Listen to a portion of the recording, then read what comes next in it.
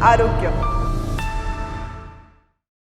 नमस्कार दोस्तों, मैं हूं आपकी होस्ट और दोस्त कल्पिता और आप देख रहे हैं हमारा कार्यक्रम जिसका नाम है आरोग्य। दोस्तों, आज के एपिसोड में हम इम्प्रेसिव पर्सनालिटी के बारे में चर्चा करने वाले हैं। इस पर हमें मार्गदर्शन करने के लिए हमारे साथ मौजूद है आयुर्वेदिक एक्सपर्ट डॉक्टर मधुरा कुलकर्णी जी। तो चलिए उनका स्वागत करते हैं और एपिसोड की शुरुआत करते हैं। वेलकम डॉक्टर मधुरा कुलकर्णी जी, आपका आरोग्यम के मंच पर बहुत बहुत स्वागत है। थैंक यू मैम, आज हम बात करेंगे इम्प्रेसिव पर्सनालिटी के बारे में। हर कोई चाहता है कि हमारी जो पर्सनालिटी है वो बहुत ही इम्प्रेसिव हो, बहुत ही अच्छी हो। तो मैं आपसे ये पूछना चाहूंगी कि आयुर्वेद के अनुसार इम्प्रेसिव पर्सनालिटी के लिए कौन कौन सी चीजों का ध्यान रखना बहुत ही जरूरी है? व्यक्तिमत्व, हमारी पूरे आनुवंशिकता, हमारा पूरा जो अपब्रिंगिंग है, जैसे हमें बड़ा किया जाता है, वो विचारों पर अवलंबन रहता है, निर्भर रहता है। एक शरीर का गठन जो रहता है वो अपने माता पिता से आता है, लेकिन उसके लिए आयुर्वेद ने ऐसे बताया है कि सारा तो अच्छा हो, आप अंदर से अच्छे पनपे, तो उसके लिए रसायन चिकित्सा अच्छा काम करती है। वो कहते हैं दीर्घमायु स्मृतिम मेधाम आरोग्यम तरुणम वय, मीन्स आपका आयु दीर्घ होने के लिए और आपका तरुण वय ज्यादा समय तक रहने के लिए रसायन चिकित्सा उपयुक्त सिद्ध होती है। व्यक्तिमत्व के लिए मुझे लगता है कि योग शास्त्र में भी बहुत अच्छा रेफरेंस आया है। वपु कृशत्वम वदने प्रसन्नता नादस्फुटत्वम नयने सुनिर्मले बिंदुजयो अग्निदीपनम हठ सिद्धि लक्षणम।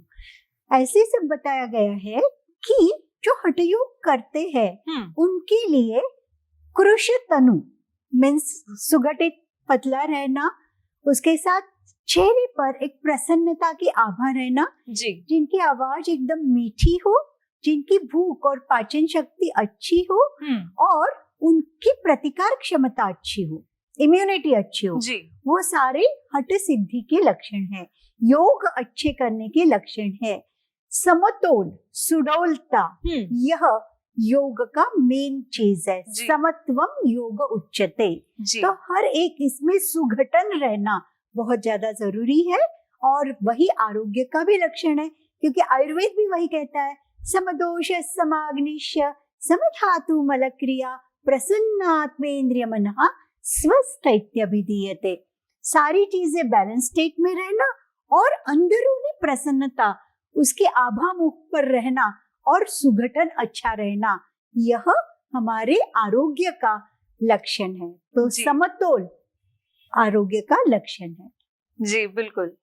मैम, आपने बताया कि इतनी सारी चीजें हैं जो इम्प्रेसिव पर्सनालिटी के लिए जरूरी है, लेकिन आजकल हम देखते हैं कि लोग जब भी इम्प्रेसिव पर्सनालिटी की बात करते हैं तब उनके दिमाग में एक ही चीज चलती है कि मुझे पतला होना है, मुझे 0 फिगर चाहिए। तो ये कितना सही है? हाँ, जरूर। आयुर्वेद ऐसे कहता है कि कार्श्यमेव वरम स्थौल्यात्, मीन्स बहुत मोटा होने से अच्छा, चर्बी ज्यादा रहने से अच्छा आप पतले रहना अच्छा है। लेकिन वह पतला रहना हर एक प्रकृति पर निर्भर रहता है।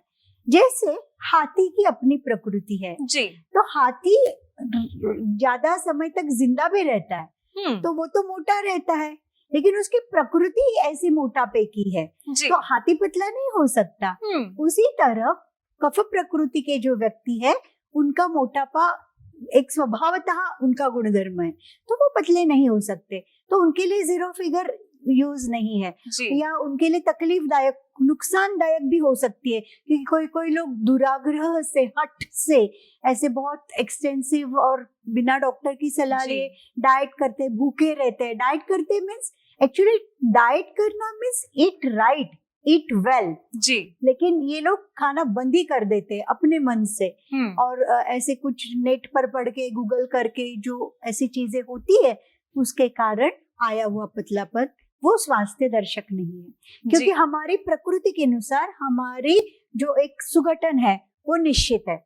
हर एक प्रकृति का सुगठन अलग अलग है। तो वात प्रकृति के लोग पतले रह सकते हैं, पित्त प्रकृति के लोग पतले भी है लेकिन अच्छा सुगठित भी है, और कफ प्रकृति के लोग थोड़ा सा मोटापे की तरफ झुकते हैं। ऑफ कोर्स इसके लिए हम ऐसा नहीं बोल सकते कि चलो मैं तो कफ प्रकृति हूँ, मैं तो मोटी ही रहूंगी। तो हमें सुगठन बहुत जरूरी है, ना कि एकदम पतला ना कि मोटा, लेकिन हमारे प्रोपोर्शनेट समत्व इसको हमको मैनेज करना है। जी बिल्कुल। मैम, आप बार बार सुगठन की बात कर रही हैं। एक जैसे हम देखते हैं कि बॉडी मास इंडेक्स जो बहुत जरूरी होता है, तो इसकी एक इम्प्रेसिव पर्सनालिटी के लिए कितनी जरूरत है? बहुत जरूरत है, क्योंकि कैसे है, इसमें देखिए हमारे संपूर्ण शरीर में 7 बेसलाइन एलिमेंट रहते हैं, जिसको हम बोलते हैं धातु। रस, रक्त, मांस, मेद, अस्थि मीन्स हड्डियां, मज्जा, शुक्र और ओजस्विता। जो ओजस्विता है, हमें क्या चाहिए? ओजस्विता चाहिए। तो ये ओजस्विता मीन्स निडरपन, अच्छे से सभी कम्युनिकेशन कर पाना और हम आते ही लोगों को अच्छा लगना जी। यह ओजस्विता है। तो यह ओजस्विता आने के लिए सातों धातु प्रोपोर्शनेट रहना बहुत ज्यादा जरूरी है। कभी कभी कैसे होता है, ओवर एक्सरसाइज करने के कारण मांसपेशियों का क्षय हो जाता है, वो घट जाते हैं, और इसके लिए आदमी पतला तो जरूर दिखता है, लेकिन वो स्वास्थ्यपूर्ण नहीं रहता जी। तो उसके लिए जो एक्स्ट्रा फैट है, जो एक्स्ट्रा मेदस्विता है, वो क्या हो जाती है कि अपने लीवर पे संगठित हो जाती है, अपने पेट में हो जाती है, और इसके कारण हमारे जोड़ों पर प्रेशर आ सकता है, अंदर की सारी चयापचय की प्रक्रिया बिगड़ सकती है। तो वो मेदस्विता हमें बचानी है, वो डॉक्टर को डिसाइड करने दो जी। आपको अपने आप डिसाइड नहीं करना है, और इसके लिए बीएमआई ठीक रहना, बॉडी मास इंडेक्स बहुत जरूरी है, वो 25 से नीचे होना जरूरी रहता है। लेकिन आप घर के ही घर में कर सकते हैं। ऐसी एक चीज मेरे पास है जिसको बोलते हैं वेस्ट हीप रेशो। अभी ऐसे है कि जो जिसको बोलते हैं एक्स सिंड्रोम या मेटाबॉलिक डिसऑर्डर्स, वो सारे डिसऑर्डर्स आपके कमर पर और आपके पेट पर जो चर्बी इकट्ठा हो जाती है उसके कारण हो सकती है। तो आप वैसे तो पतले हो, लेकिन सारी चर्बी आपके कमर पे इकट्ठा हुई है जी, तो वो स्वास्थ्य के लिए हानिप्रद है। और आप मोटे हो, लेकिन सारे तरह मेद प्रोपोर्शनेटली डिस्ट्रीब्यूट है, और आप एकदम अच्छी तरह से आपके सारे कामकाज कर सकते हो, आप आलसी नहीं हो, तो वो मेदस्विता चल सकती है। वो आपकी प्रकृतिता है, विकृतिता नहीं जी। और फिर उसमें आपको ध्यान रखना है वेस्ट हीप रेशो। आप घर के घर में भी मेजर टेप से आप मेजर कर सकते हो, और उसका जो प्रोपोर्शनेट है वो 0.7 रहना जरूरी है जी। तो उसके अंदर जो है वेस्ट हीप रेशो, तो आप स्वास्थ्यपूर्ण हैं ऐसे कह सकते हैं। और उसके साथ साथ कई सारी बीमारियों का, मेटाबॉलिक डिसऑर्डर्स का प्रिवेंशन इसके कारण हो सकता है। मैं हमेशा बोलती हूँ कि सुगठित व्यक्तित्व दिखता अच्छा है, लेकिन सिर्फ दिखने के लिए भी नहीं, अंदर से भी आपके सारे मेटाबॉलिज्म का जब नियंत्रण अच्छा रहता है, तब आप हार्ट पर भी प्रेशर नहीं आता, और लॉन्ग टर्म तक आप अच्छी तरह से आपकी सेहत का आनंद लुफ्त उठा सकते हैं। इसलिए सुगठन को कोई भी ज्यादा ऑप्शन नहीं है जी। बिल्कुल मैम, आपने जैसे बताया वैसे ही एक मेरे सामने एक लड़का रहता है, उसकी जो हेल्थ है वो बहुत ही हेल्दी है, थोड़ा मोटा है, लेकिन उसे कोई भी प्रॉब्लम्स नहीं है, कोई भी समस्याएं नहीं है, वो बहुत ही स्वस्थ जीवन जी रहा है। और मेरी एक दोस्त है जो बहुत ही पतली है, जो उसे देखकर हर किसी को लगता है कि मुझे ऐसी ही बॉडी चाहिए, लेकिन उसे बहुत सारी समस्याएं हैं, बहुत सारे इश्यूज हैं। तो ऐसा क्यों? यह चीज जो है कल्पिता, वो व्यक्तिगत स्वरूप पर है जी। तो अभी बच्चा है, अगर मोटा है तो आगे चलकर उसको तकलीफें हो सकती है जी। अभी तो ठीक है, लेकिन आगे चलकर उसे तकलीफें हो सकती है, क्योंकि जो बचपन है उसमें ही हमारे पूरी लाइफ की नींव, स्वास्थ्य की नींव डाली जाती है जी। तो मैं हमेशा बोलती हूँ कि छोटा बच्चा भी अगर मोटा नहीं है, पतला सा है, तो लोग, माता पिता बहुत चिंता करते हैं, इसको ज्यादा खिला कर मोटा कर देना चाहिए, ऐसा सोचते हैं। लेकिन ध्यान में रखो, जो छोटा बच्चा है उसको मोटापा एक आध बार चल भी जाएगा जी। लेकिन उसके खान पान की सारी व्यवस्था वैसे ही आगे चलकर रही, तो आगे बढ़ती हुई उम्र में उसको तकलीफदायक सिद्ध हो सकता है जी। तो उसके लिए हमें मोटापा कभी भी हो तो वो टालना ही है। मोटापा कभी भी अच्छा ऐसे हम नहीं बता सकते। और जो पतली लड़की है जिसको बार बार बीमारी होती है, तो उसका कुछ प्रतिकार क्षमता या इम्यूनिटी से रिलेटेड प्रॉब्लम्स हो सकते हैं, तो उसको जांच करवा लेना जरूरी है। और कभी भी ध्यान रखिएगा, अपनी बॉडी कैसे चाहिए ये हम अपने आप को पूछे जी। सुबह उठकर हम हमारे मन में विचार करें, क्या मुझे आलस आ रहा है, क्या मुझे कुछ भी काम करने की इच्छा नहीं हो रही, क्या मुझे चिड़चिड़ापन आ रहा है, क्या मुझे किसी से बात करने की इच्छा नहीं हो रही है। इसका मतलब आपका स्वास्थ्य ठीक नहीं है और जो भी फैट्स है वो आपके लिए तकलीफदायक फैट्स है जी। क्योंकि मेदस्विता का लक्षण ही आयुर्वेद ऐसे बोलता है कि अयथोपचय मीन्स जो उपचय, जो जिसको प्रपोर्शनेट ग्रोथ नहीं है, अयथोपचय ऐसे जिसकी प्रपोर्शनेट ग्रोथ नहीं है वो एक चीज, और दूसरी हत उत्साह।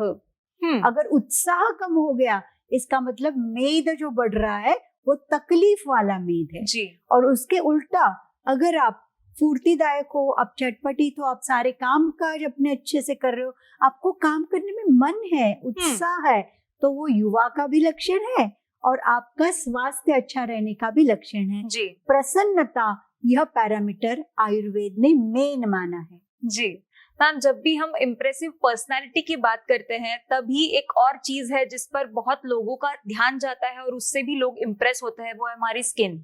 हाँ। तो स्किन हमारी अच्छी दिखे इसके लिए आजकल लोग बहुत सारी चीजें अपना रहे हैं, सीरम्स है, क्रीम्स है। तो आयुर्वेद के अनुसार स्किन को स्वस्थ और सुंदर बनाने के लिए, इम्प्रेसिव बनाने के लिए हमें क्या करना चाहिए? रस, यह धातु सबसे पहले बनता है और उसके साथ रससार जो व्यक्ति है, मीन्स जिसमें ये रस धातु अच्छे से बन गया है, वो उस व्यक्ति की स्किन जो है वो चमकीली रहती है जी, प्रसन्न रहती है, आकर्षक रहती है और उसमें कुछ इन्फेक्शंस भी नहीं रहते, जिसको हम ट्रांसपेरेंट बोलते हैं ना, ग्लास जैसी स्किन। बिल्कुल।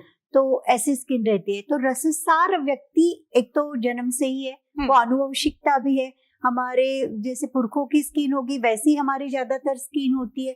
लेकिन उसके साथ साथ एक बहुत ही बड़ी मजेदार और इम्पोर्टेंट बात है कि जिस व्यक्ति का आंत का आरोग्य अच्छा, जिसका पेट साफ तो बीमारी माफ, ऐसे हम बोलते हैं, वैसे जो एक्सक्रीटरी सिस्टम है वो अच्छे से काम कर रही होगी तो अपनी स्किन अच्छी होने में मदद होती है, जो पर्सनालिटी के लिए बहुत ज्यादा जरूरी है।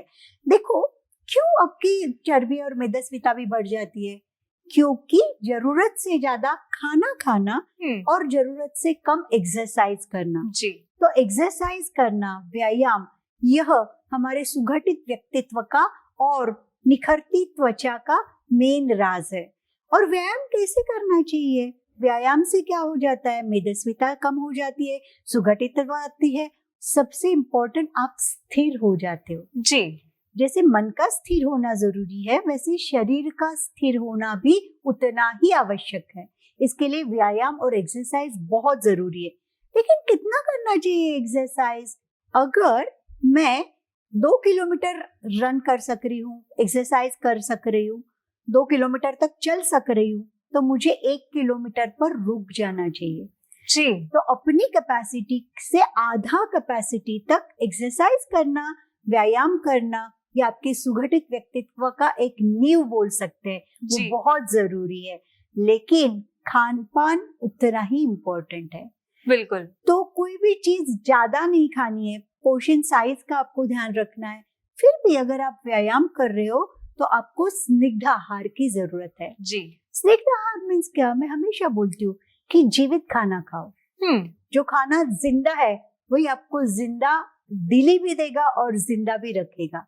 जो खाना खुद ब खुद मर गया है वो आपको कैसे जिंदा दिली देगा, वो आपके व्यक्तित्व को कैसे निखारेगा? जी। आप हमें जिंदा खाने के बारे में बता रही थी, तो हम उसी बारे में आपसे जरूर जानकारी चाहेंगे। जी, आपको तो मालूम है कि जो हरी सब्जियां है वो जीवित रहती है और उसके कारण हमें कई सारे न्यूट्रिएंट भी मिलते हैं और हमारे मन को भी उत्तेजना मिलती है। जी।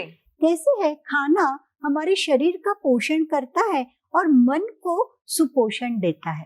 तो जो स्थूल भाग है उससे शरीर की पेशियां और जो सूक्ष्म भाग है उससे मन को तरोताजापन मिलता है। तो वो हमें जीवित खाने से मीन्स हरी वनस्पति जो है उससे हमें मिलता है। फल जो है नैसर्गिक प्राकृतिक जो जो आहार है जिसपे ज्यादा प्रोसेस नहीं किया हुआ, वो सारा खाना हमें अच्छा बनाने में मदद करता है। और उसका जितना अच्छा हजमा होगा उतना ही वो हमारे शरीर की पेशियों का अच्छी तरह से पोषण करता है और हमारे संपूर्ण व्यक्तिमत्व पर एक निखार लाता है जी। तो ये हमें ध्यान रखना चाहिए कि हम जहाँ रहते हैं उस देश के अनुसार, उस क्लाइमेट के अनुसार वहाँ जो खाना पकता है, जो शाक होते हैं उसके अनुसार वही चीज हमें लेनी चाहिए और बाहर की चीजों को हमें हो सके उतना टालना चाहिए। जी बिल्कुल। मैम, इम्प्रेसिव पर्सनालिटी के बारे में बात करते हुए मुझे एक चीज याद आ रही है कि स्कूल में हमें जब भी व्यक्तिमत्व विकास के लिए कुछ सिखाया जाता था तब हमारे नेल्स चेक किए जाते थे। करेक्ट है। आज भी हम देखते हैं कि लोग किसी को इम्प्रेस करने के लिए जब जाते हैं तब नेल आर्ट वगैरह करके जाते हैं या फिर नेल बहुत ही अच्छी तरीके से साफ और स्वच्छ करके जाते हैं। तो इसके बारे में आप क्या कहेंगे? बराबर है, हमारे जो नेल्स है वो हमारे आरोग्य का प्रतिबिंब है। जैसे हम बोलते हैं ना पिंक इन हेल्थ, जी। तो वो पिंक जो कलर है वो हमारे नेल में दिखता है नेचुरली। और कैल्शियम से भी हमारे नेल संबंधित रहते हैं। तो जो नाखून है उसका टूटना या कभी कोई आजकल देखते हैं कि परमानेंट नेल पेंट कुछ लगाते हैं, फिर वो निकलते वक्त खुरचना होता है और फिर उससे भी नेल को हानि होती है। नेल की जो गद्दी है, नेल बेड जिसको हम बोलते हैं, उसमें भी इन्फेक्शंस हो सकते हैं। तो ये सारी चीजें जो अकृत्रिम है वो चीजें हमें करनी है, कृत्रिम चीजों को टालना है। तो ये ध्यान में रखना है। और नील ऑफ कोर्स अच्छे है और नील का एक दूसरे पे घर्षण करना ये बालों के लिए भी अच्छा है। एक एक्यूप्रेशर का ये कहना है, उसमें कितना शास्त्रीय तथ्य है वो अनुभव से समझेगा, लेकिन बेसिकली यहाँ रक्त संवहन अच्छा रहना ये बहुत ही ज्यादा जरूरी है। और उसके साथ साथ जैसे हम बोल रहे थे कि नेल्स या नाखून ये हड्डी का एक मल है जी, तो उसमें दूसरी बात एक पर्सनालिटी के लिए जरूरी है वो अपना स्पाइनल कॉर्ड। जी, छोटे बच्चे किस तरह से खड़े रहते हैं, किस तरह से चलते हैं, उसके ऊपर उनके पूरे व्यक्तिमत्व निर्भर रहता है। जी। तो व्यक्तिमत्व विकास अगर हमें करना है तो हमें बैठना उठना अच्छी तरह से उन्हें सिखाना है। अगर उनके कंधे पे बचपन से ही बहुत ज्यादा बोझा डाल दिया तो उनके कंधे भी झुक जाएंगे और उनका व्यक्तिमत्व भी हानि को पहुंच जाएगा। जी। इसके लिए स्पाइनल कॉर्ड की ज्यादा से ज्यादा केयर लेना बहुत जरूरी है। उसके लिए कई सारी योग साधना कही गई है जिसमें ताड़ासन है या तो पश्चिमोत्तानासन है, अर्ध मत्स्येंद्रासन है, जिसके कारण आपके स्पाइनल कॉर्ड को ऊपरी तरह, बाजू में, निचली तरह ऐसे एक अच्छा स्ट्रेच मिलता है। जी। तो ये जो स्ट्रेच है, ये जो अच्छे वाले तनाव है वो अच्छे वाले तनाव आपके बुरे वाले तनाव को दूर करते हैं। स्ट्रेस भी कम होता है और आपका पर्सनालिटी खुलकर दिखता है। और छोटे बच्चों में अगर ये साधना करवाई जाए तो उनकी हाइट अच्छी होने में भी मदद होती है। कि जो हाइट अच्छी रहना हमारे व्यक्तिमत्व का और एक निदर्शक है, तो वो अपने स्पाइनल कॉर्ड के अच्छी तरह केयर लेने से हो सकता है। मैम, आपने बिल्कुल सही कहा कि हम जब भी इम्प्रेसिव पर्सनालिटी की बात करते हैं तो उसे पाने के लिए योग साधना बहुत ही जरूरी है।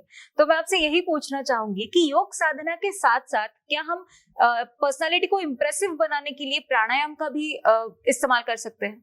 जरूर। कैसे है, हमारी संपूर्ण आयुष्य के 3 मेन कंपोनेंट्स है। जी। अपना शरीर, अपना मन और अंदरूनी चैतन्य। तो ये 3 कंपोनेंट में व्यक्तिमत्व विकास के लिए शरीर का सुगठित रहना जरूरी रहता है और मन की क्षमताओं का विकास होना भी उतना ही ज्यादा जरूरी है। जी। और मन की क्षमताओं का विकास होने के लिए मन को शांत और स्थिर रहना जरूरी रहता है। तो अच्छे योग गुरु से अगर आप सीख लो और प्राणायाम का अभ्यास करो तो मन शांति अच्छी तरह से मिलती है और आपका मन भी सुगठित होता है। क्योंकि अगर 3 कंपोनेंट है तो शरीर के साथ मन का सुगठन भी ठीक है। मन एकदम चिड़चिड़ा होना या मन डिप्रेस या निराश होना ये हमें नहीं चलेगा। तो इसके लिए प्राणायाम मीन्स क्या है, तो शरीर में जो प्राण शक्ति है उस प्राण शक्ति का अनुभव करना। जी। और वो प्राण शक्ति का माध्यम क्या है, मीडियम क्या है, तो आपका ब्रीदिंग। तो आप जितनी अच्छी तरह से ब्रीदिंग ले सकते हो उतनी अच्छी तरह से आपका पर्सनालिटी रहता है। आपको अनुभव होगा कल्पिता जी, जब आपको गुस्सा आता है जी, आप जोर जोर से ब्रीदिंग करते हो, या तो आप एकदम उदास होते हो तो भी आप इस तरह से ब्रीदिंग करते हो। तो अच्छी ब्रीदिंग होना या आपके मन की खुशी की, खुशहाली की और उत्तम सुगठन का लक्षण है। जी, तो ब्रीदिंग के ऊपर आपको फोकस करना है। प्राणायाम तो बहुत आगे का है, लेकिन आप ब्रीदिंग अच्छी तरह से अगर कर पाओगे तो इसके लिए ओंकार साधना है, या तो जो संगीत के सारे गम है, कोई भी अच्छा एक्स्ट्रा आपको कला आना, यह भी आपके व्यक्तिमत्व अच्छा होने के लिए जरूरी है। तो संगीत साधना में दोनों होता है। जी, ये जो सप्त स्वर है वो आपके सप्त चक्रों को ओपन करता है और चैतन्य और ऊर्जा की नई लहरों को अपने शरीर में खिलवाता है। जी, तो इसके लिए ब्रीदिंग, प्राणायाम जरूरी है।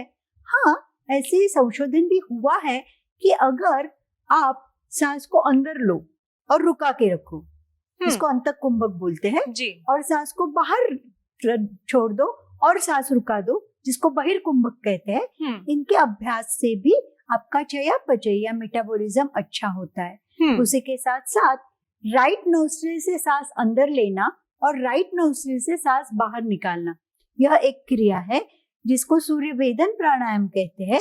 इसका भी आप 27 बार ऐसे अभ्यास करो और दिन में 4 बार अभ्यास करो, तो इसके कारण भी आपका मेटाबॉलिज्म अच्छा होता है, BMI अच्छा रहता है और आपका सुगठित शरीर रहना संभव होता है। और ऐसा संशोधन योग संस्थाओं में चल रहा है। लेकिन यह सारा चीज आपको मार्गदर्शन के बिना नहीं करना है। जी मैम, आपने बहुत ही इम्पोर्टेंट जानकारी हमें बताई। मैं चाहती हूँ कि जाते जाते आप हमारे दर्शकों को कुछ और मार्गदर्शन करें, कुछ टिप्स दें।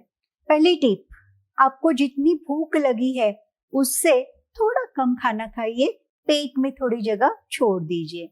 दूसरी, कि आपको पानी अच्छे से पीना है। जितना हाइड्रेशन शरीर का अच्छा रहेगा, आपकी स्किन, पूरा व्यक्तिमत्व में अलग निखार आएगा। लेकिन इसके लिए भी बहुत ज्यादा पानी नहीं पीना है, जितना आवश्यक है उतना पानी जरूर पीजिए। तीसरी, रोज निसर्ग या नेचर से कनेक्ट रहिए। इसके लिए चलना, घूमना फिरना आपके ब्रेकफास्ट के पहले कीजिए, जिसके कारण व्यायाम भी हो जाएगा और निसर्ग का सहवास आपको कायम स्वरूपी युवा बनाता रहेगा। चौथी, नींद अच्छे से ले। नींद सबसे बड़ी दवाई है, उसके लिए स्लीप हाइजीन बहुत जरूरी है। स्लीप हाइजीन में आपको रात को 8 बजे के बाद मोबाइल या स्क्रीन का यूज नहीं करना है। आपको पूरा अंधेरा करके सोना है और आपको स्नान करने के बाद सोना है, और खाना आपका 7 बजे के पहले हो जाना चाहिए। तो इस सब के कारण स्लीप हाइजीन मेंटेन हो जाती है और आपके शरीर को जो चाहिए वो आराम भी मिल जाता है। जी। तो खाना पीना, नींद, व्यायाम और पानी ठीक से रखना और मन को खुश रखना, आध्यात्मिक स्वास्थ्य, यह आपके संपूर्ण व्यक्तिमत्व का मूल प्रभाव हो सकता है। जी। जैसे हम कहते हैं कि हमें भूख लगे तो हम खा ले, ये तो हमारी प्रकृति है। अगर दूसरे को भूख लगे तो हम उसको थोड़ा भी खाना दे, ये हमारी संस्कृति है। लेकिन हमें भूख लगी है, खाना कम है और हम दूसरे को हमारा भी खाना दे दे, तो ये हमारी आध्यात्मिक प्रगति है। जी। तो दूसरों का विचार करना, यह हमारे व्यक्तिमत्व का सबसे बड़ा केंद्र बिंदु होना चाहिए। उससे जो ऊर्जा जनरेट होगी, उससे हमारे सारे स्पंदन पावरफुल होंगे। जी। और हमारे साथ साथ लोगों तक भी इस प्रसन्नता के स्पंदन पहुंच जाएंगे, सारा वायुमंडल सकारात्मक हो जाएगा। तो ऐसे सकारात्मक और सुगठित व्यक्तिमत्व के लिए दर्शकों को शुभेच्छा। जी, thank you so much ma'am. आपने बहुत ही बढ़िया तरीके से हमें समझाया कि एक इम्प्रेसिव पर्सनालिटी किस तरह से पाई जा सकती है। आपने अपना कीमती समय निकाला और आप यहाँ पर आई, इसके लिए आपका तहे दिल से शुक्रिया। धन्यवाद। दोस्तों, अब अपनी होस्ट और दोस्त कल्पिता को इजाजत दीजिए। फिर मुलाकात होगी आरोग्यम के अगले एपिसोड में एक नए विषय के साथ। तब तक अपना ख्याल रखिए। आरोग्यम।